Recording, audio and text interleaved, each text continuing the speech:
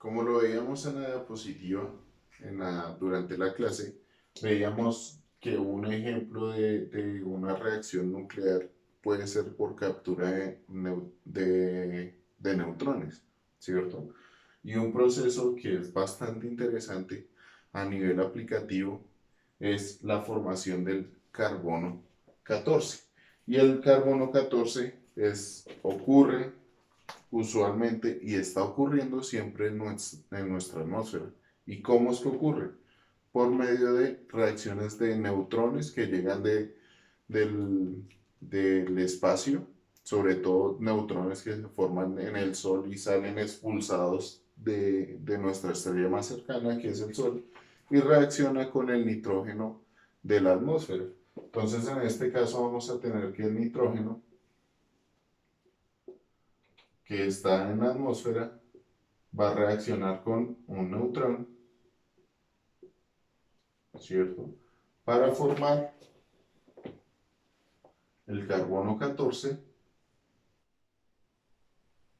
Y entonces aquí, para el balanceo, pues, ¿qué tendría que hacer? Tenemos 6 protones y acá tendríamos 7. Entonces al final vamos a tener que tener sí o sí expulsado un protón del, del, del núcleo, ¿cierto? Entonces este está en el núcleo,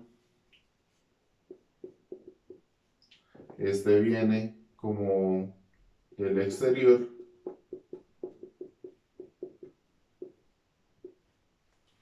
esto queda en el núcleo y este sale expulsado. Y así se forma el carbono 14, ¿listo? En la atmósfera. Entonces, este proceso y este carbono 14, pues es uno de los isótopos inestables del carbono. Pero ¿por qué yo hago así, entre comillas, inestables? Porque el carbono 14, al tener un decaimiento, que en este caso hace un decaimiento de tipo beta, tiene un tiempo de vida media muy, muy largo. ¿Listo? Entonces, la reacción de decaimiento del carbono 14 es la siguiente.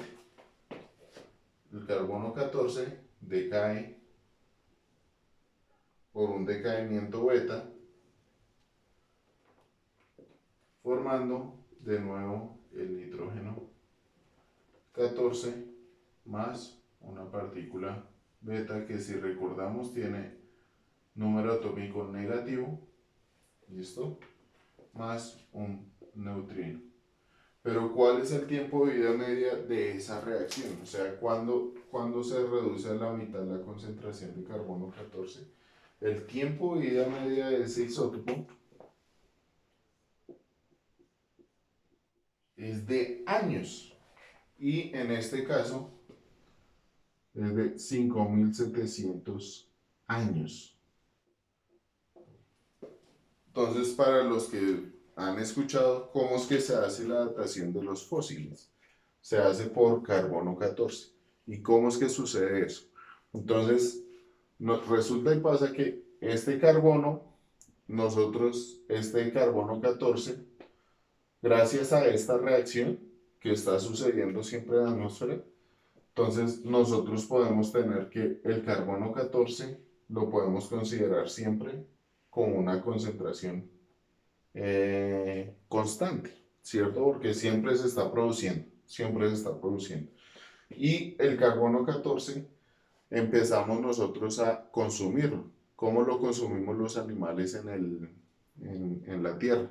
Pues por intermedio de las plantas. Las plantas hacen el proceso de fotosíntesis con el dióxido de carbono, entonces entra en todo el proceso del ciclo de los alimentos y gracias a eso pues nosotros lo consumimos por los carbohidratos, después exhalamos dióxido de carbono y ese dióxido de carbono otra vez entra a las plantas y las plantas lo vuelven carbohidratos y otra vez vuelve al ciclo normal.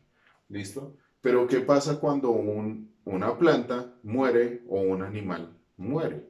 pues que para ese consumo de carbohidratos, ¿cierto? O la planta para el consumo de dióxido de carbono.